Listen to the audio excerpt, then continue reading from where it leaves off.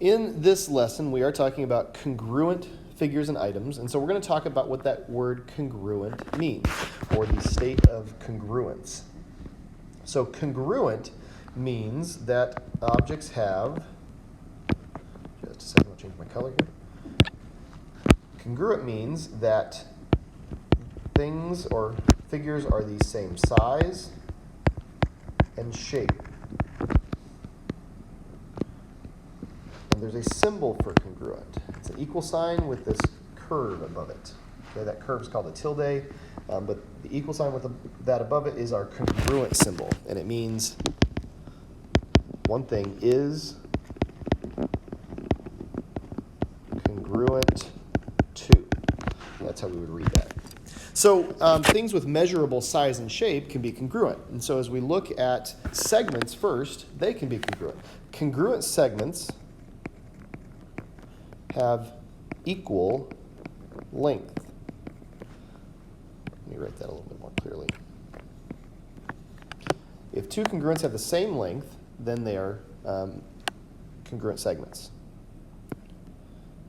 So if I have segment AB, and that is the exact same length as segment CD, okay, we say they're congruent if they have the same length. And we mark them congruent with a tick mark. To mark that a second pair of segments would be congruent, we'd use a double tick mark. All right, but that marks that they're congruent. And we write that they are congruent using this notation. We would say segment AB is congruent to, there's our symbol, segment CD. And that means, then, that the length of AB, now if I just write AB together, that means it is a length. Not the segment itself, but the measurement, a number value. The length of AB is equal to the length of CD. If you don't write the segment symbol above it, these letters together mean a length, a number measurement, a value. Angles can also be congruent, all right? So congruent angles have equal measure. And we measure in degrees. And so if I had this angle, let's call this angle ABC. And let's say it measures 60 degrees.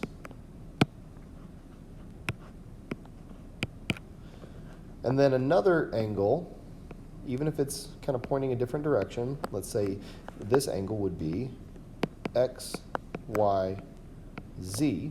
If it is also 60 degrees, then they have equal measure. That means they are congruent. And so we write a congruence statement like this. Angle ABC is congruent to angle X, Y, Z.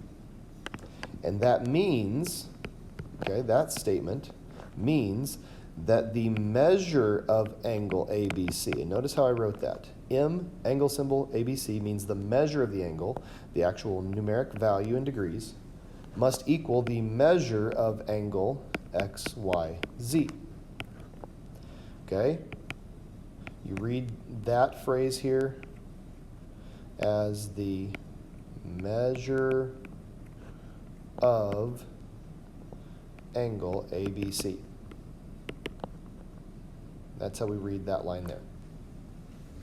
And so that is what congruent means. And there is a distinction and a difference between statements like this,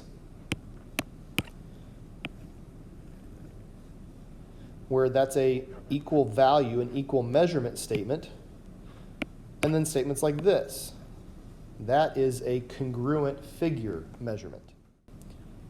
So as we move on to the next page in our notes, we are going to do some examples to identify and state some specific congruent statements. Okay? So as you read these examples, it says to write all of the information you can gather from the figures below according to their markings. We're going to use the correct geometric terms and symbols to do this. So we're going to go over some things that is also going to review material from the last lesson.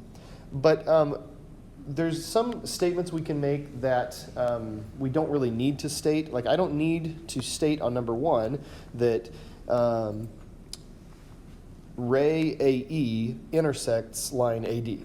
That's not what we're asking about. We're looking specifically for congruent statements or statements that tell me certain values. So the first thing I want you to notice, okay, on number 1, is that we do have this right angle box there. Okay?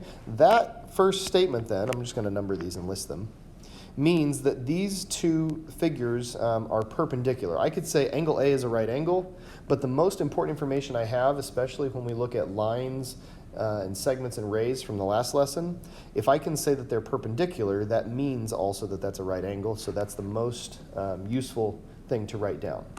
So I'm going to say that line AD is perpendicular to, and that's the symbol for perpendicular again, ray AB or AE. It doesn't really matter which one we call it. It's the same ray. So there's one statement I can make. All right. Then the other markings here, we have these markings. All right. I'll even use a different color. These angle markings mean that those are congruent angles. When we mark angles congruent, actually I forgot to show you that on the previous part of the notes, so I'm going to go back and add that in. When these are congruent angles here, we mark them congruent with these little arc markings. So I'm sorry about that. Even in the video sometimes I make mistakes, but let's make sure we go back and fix that. Those angles, since they measure 60 degrees each, and 60 equals 60, that means they're congruent angles. So we look at those and we mark them with those arc markings. So now we can go back here and we see, oh, there's some more of those arc markings. So the second thing we're going to list is that these two angles are congruent. And I don't want to get my picture completely covered in all these markings, so I'm going to erase some of that. But when I look at that, these angles here at B and here at C, I can't just call them angles B and C because there's other angles at B and other angles at C. There's other angles that have a vertex at B and at C. So I'm going to be specific. I'm going to call this angle, angle ABC. Remember B, the middle letter has to be the vertex, is congruent to, and so I put my congruent symbol. The other angle it's congruent to down here at C is angle ACB. Now I'm using the same 3 letters, but the middle letter changes from B to C, so we know which angle it is.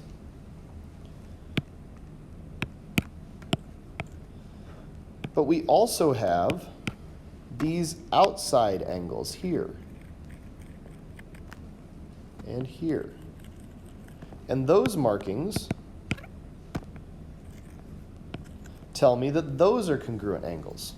And so it's a double marking to help it to be a different set of markings from the angles I just did on number 2. So the third thing we can mark is that those outside angles are congruent. Well,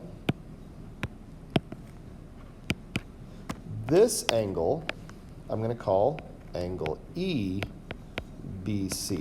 We kind of just trace that angle to make that angle EBC. And the other one, which it's congruent to, would be angle DCE. I'm sorry, DCB. Okay? And so that's how we can mark and state that angles are congruent. Now let's move on and try number 2 and look at the different markings you have here. You'll notice there's no right angle boxes on this one. So we are not saying that there's any perpendicular lines, but we do have some other markings. We have congruent segments here. Those double tick marks mean that they're congruent segments. We also have congruent segments here. These triple tick marks mean those are congruent. Don't ask me why there's no single tick marks. It's just not how it showed up in this picture. But we also have congruent angle markings here. These triple angle markings mean that those are congruent angles. And that's really the only information that we need to state. So let's go back to what we said first, that this segment is congruent to this segment. So the first statement we can make is that segment RV is congruent to segment SZ. I don't know why I jumped to 3. Let's try a 2.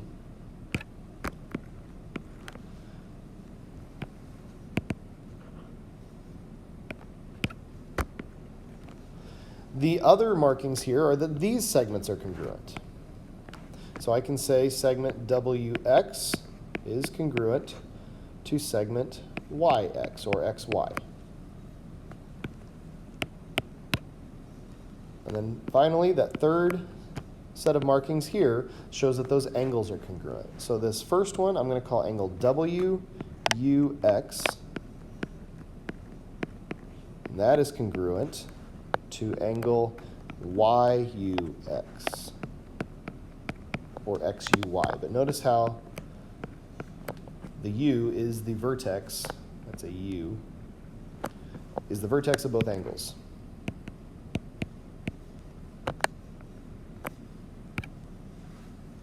Okay? So then we have another diagram to look at. In problem number 3, we've got kind of a triangle within a triangle and some other lines and rays and things there. So let's review what some of these markings mean. Again, we've got congruent angle, or not angles, segments, congruent segments, these tick marks here. So I know that segment CD is congruent to segment CB. I have double tick marks here and here, so those segments are congruent. So I can say AB is congruent to ED, or DE. But we also have these arrows, and you need to remember back to the last lesson, that means those segments, or lines, segments in this case, are parallel. And the symbol for parallel is this double bar, this parallel bar notation. So the first segment, I'm going to use BD, and it's parallel to AE. So there are 3 sets of markings, so we have 3 statements to make. All right, let's take a look at another example. Example 4. You should notice that these are 2 different planes, and they are parallel planes, the way they look. And so we can actually make that statement first. We can say that plane M is parallel to plane N. Okay, and then we have this line that intersects each plane. There's the dotted line to show you it's going through.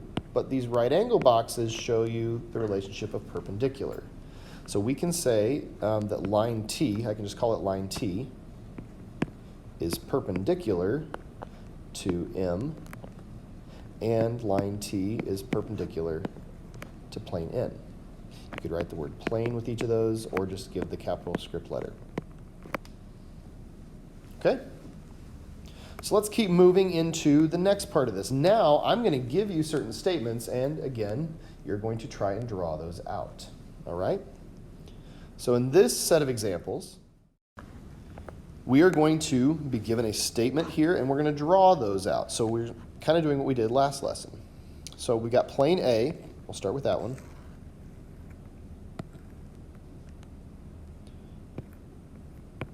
However you want to make it a script or cursive A, you can do that. And it contains ray, remember this means ray, BC that is perpendicular to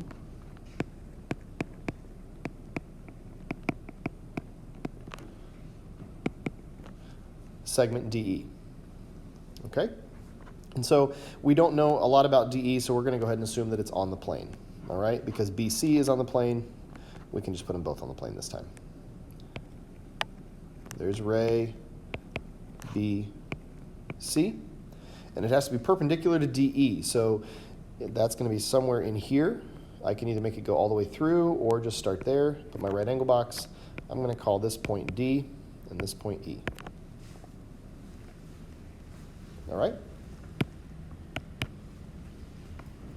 Let's try the next one. We don't have a plane to draw here. All we have are a ray and a segment, and they intersect at a given point. So we're going to say that ray MN is this, and it intersects OP at Q. So I'm going to make my OP here, and they intersect at Q. Remember, intersect doesn't mean perpendicular, so I chose not to make it a right angle so that it isn't confused with perpendicular. All right, let's move right along. We just got a few more examples in this lesson. Number 3, we are given ray EF, and it is non-coplanar to plane B. Well, there's a lot of different ways we could do this. Since my plane is usually my bigger portion of the drawing, I'm going to do plane B. And EF is non-coplanar, so I could draw that outside of the plane, or I could draw it that it intersects the plane. So I'm going to do that. Here's E, and here's F. So E is on plane B, but this plane goes up off of plane B, so it's non-coplanar. Okay, number 4, we just have a ray and a segment that are perpendicular. So that's really easy. We're going to draw a ray, call it X, Y, and it's perpendicular to YZ. I don't want a second point labeled Y, so that means I have to make YZ come up like that or down if you chose to move it down. But I need to put the right angle box in there. Okay? All right, number 5, I've got angle ABC congruent to angle DEF. Well, those don't have any letters in common, so they have no points in common, so I'm just going to draw 2 separate angles and make them look the same measure.